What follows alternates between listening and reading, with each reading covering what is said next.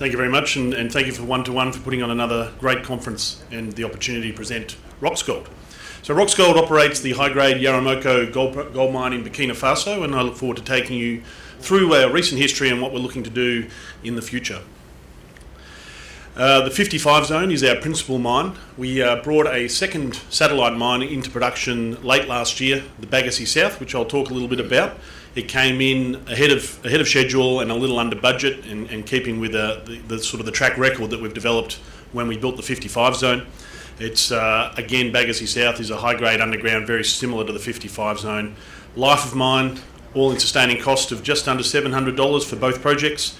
We think that there's a substantial amount of unrecognised exploration potential on the property, which I'll touch on, and really basically we've built over the last 2 or 3 years a very strong balance sheet, a very robust and talented management team, and really now looking forward to taking advantage of all that. So 2018 was a busy year for us. We increased our guidance range midway through the year and then came in above the top end of that extended guidance at 132,500 ounces. The plant has been a very big success story for us. The current nameplate capacity is 750, but we've run about 14% above nameplate through that, and that's a trend that we're seeing through the expanded plant that we have now with the delivery of Bagassi South.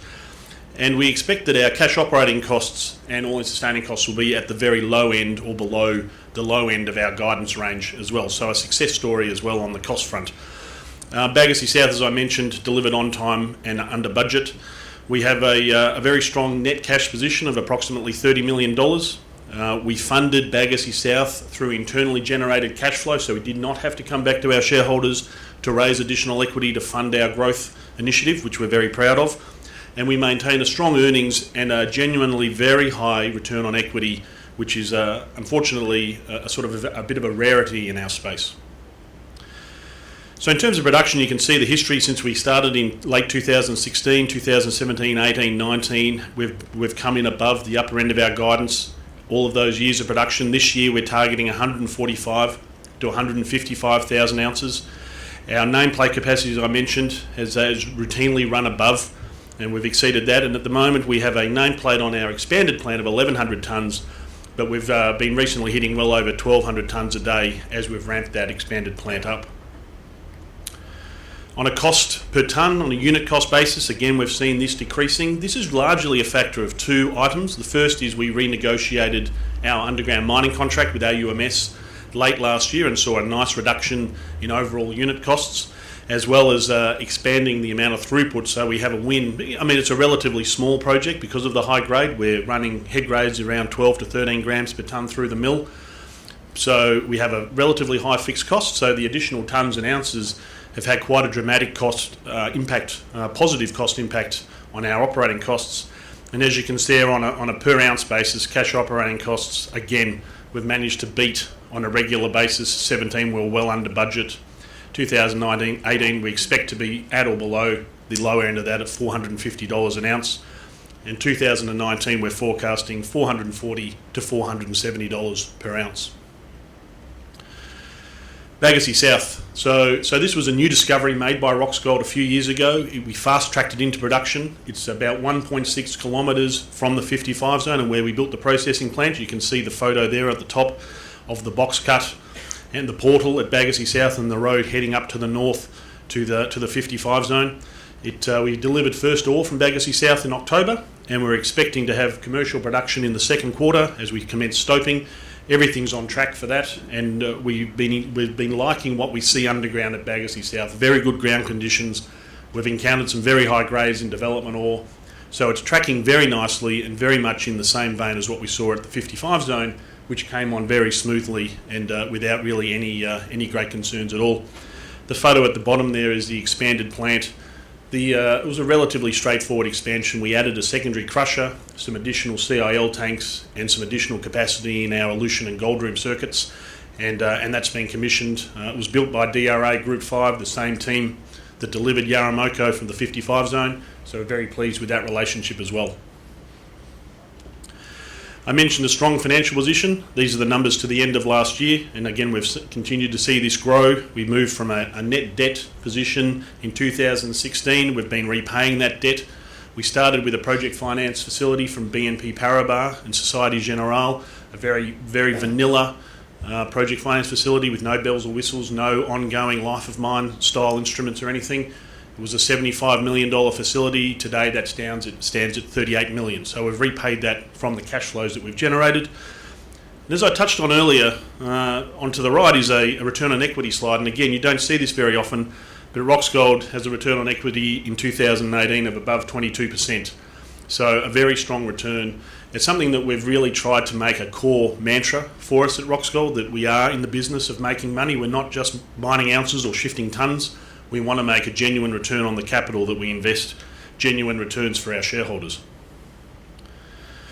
So bringing to our growth strategy, so the balance sheet, we believe, has left us in a very strong position. We have a good team, a very proven track record of delivering projects in West Africa.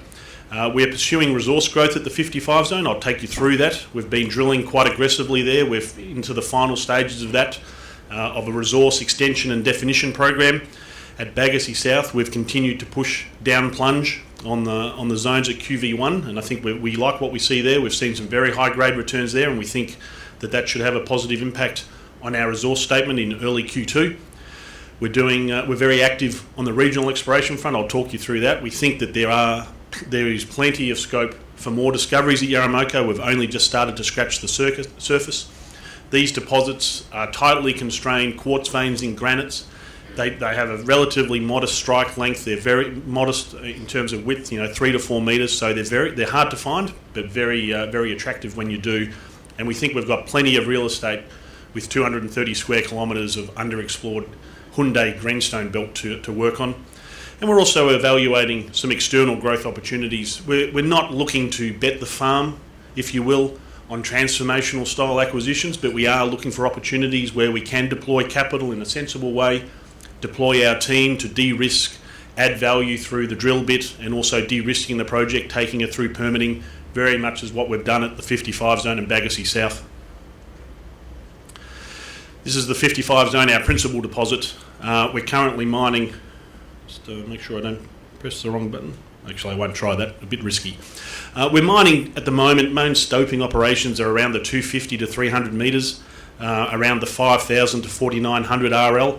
We've drilled this deposit below 1,100 metres, as you can see down there. The deepest hole was drilled in late 2017, 443 W1, and we intercepted some of the widest intercepts that we've seen on the project. So at the bottom of the deposit, we're actually seeing the thickest intercepts that we've seen, and you can see just above that, hole 426, which was a bit of a game changer for us, was 20 grams over nearly 24 metres. Basically, in terms of true width, about 3 to 4 times what we're mining today. So we're very intrigued by what we see at depth and what we might see. We're starting to follow that up. We've got some more deeper holes currently planned. They are getting very deep, so we think we're probably at the limit of what we can sensibly do from surface.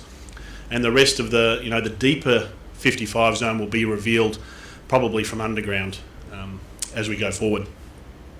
Bagassi South, I touched on that.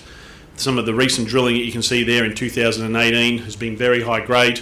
We're sort of looking for areas, some of it's on the narrow side, but we think we see that at the 55 zone as well, so we're quite intrigued by what might be happening at depth. We think that there's probably the possibility that sort of those cracks in the granite expand, and we know that we've got a very rich mineralising system, as you can see there, 30s, 40s and 50 grams per tonne. So this is a strong system.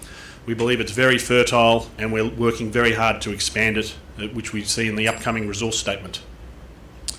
Regional exploration. This is a busy slide. It sort of tries to outline the number of targets that we have. We've been recently joined by a new VPX, Paul Whedon, who came across. He was a very senior geologist with Newmont with a lot of experience, over 10 years experience in West Africa, so we're very pleased that he's joined. He joined because he could see a lot of the potential that we have at Yaramoko, and he's been leading the team to unpackage some of that potential. You can see that dotted line there, the dogleg, that's the Yaramoko shear. That's basically the primary mineralisation source. It's a 55 zone in the Bagassi South, are hosted on that shear, and that's what we've been following up. So you should be able to expect plenty of news from that exploration program over the course of 2019. So, just in summary, we think it's a gold stock that should appeal to value and growth-minded investors. Last year was a tough year on the share price for like a lot of people, but we've used that time, I think, constructively to position ourselves and put us in great shape to pursue growth for our shareholders in the coming years. Thank you very much.